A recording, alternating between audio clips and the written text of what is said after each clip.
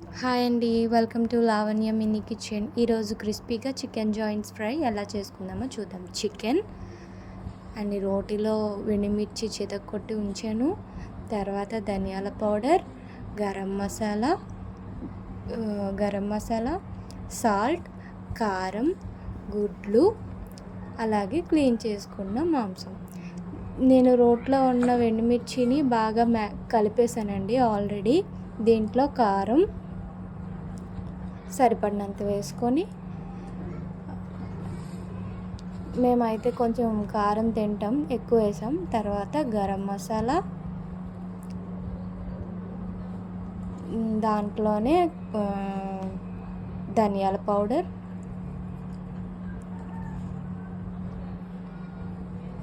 మేము ఇంట్లో ధనియాల పౌడర్ అండ్ గరం మసాలా చేసుకుంటాం. ఈసారి అవి ఎలా చేసుకుంటామో చూపిస్తాను. సరిపడా సాల్ట్,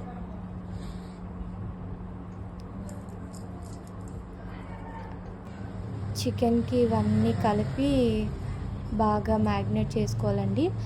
అల్లం వెల్లుల్లి పేస్ట్ కూడా వేసుకొని, ఇంట్లో చేసుకున్న అల్లం వెల్లుల్లి పేస్ట్ అయితే మంచిగా టేస్ట్ వస్తుందండి. ఇవి అన్నిటినీ కలిపి చికెన్కి బాగా పట్టేటట్టు కలుపుతూ ఉండాలండి. నేను చికెన్ జాయింట్స్కి చాకుతో కొంచెం కోసుకున్నానండి, ఎందుకంటే లాన్కి బాగా మొత్తం మసాలా పట్టి మంచి క్రిస్పీగా రుచిగా వస్తుంది. ఇలాగ మ్యాగ్నేట్ చేసుకున్న దాంట్లోని 3 గుడ్లు కొట్టి వీటిని కూడా బాగా మ్యాష్ చేయాలండి కలుపుకుంటా. వీలైతే ఇందులో ఒక నిమ్మకాయ బద్ద కూడా పిండుకుంటే టేస్ట్గా ఉంటుందండి.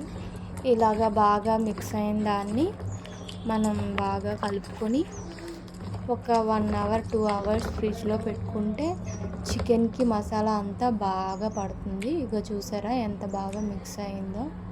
దీంట్లో లెమన్ కూడా వేస్తే మంచిగా టేస్ట్ కుదురుతుంది. నేను ఇందులో కార్న్ఫ్లోర్ కూడా వేసానండి ఆఫ్టర్ 1 అవర్ తర్వాత.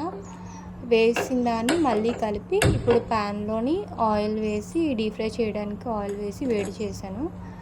ఇందులోనే చికెన్ జాయింట్స్ వేసి ఫ్రై చేశాను.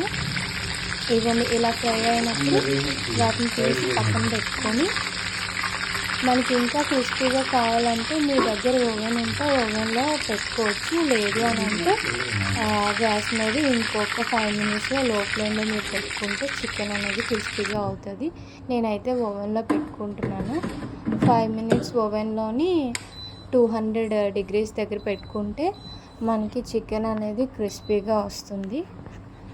నేను 6 మినిట్స్ పెట్టాను. తర్వాత ఇగోండి చికెన్ క్రిస్పీ జాయింట్స్ రెడీ. మా పిల్లలకి ఇచ్చాము. టేస్ట్ ఎలా ఉందో వాళ్ళ మాటలోనే విందాము.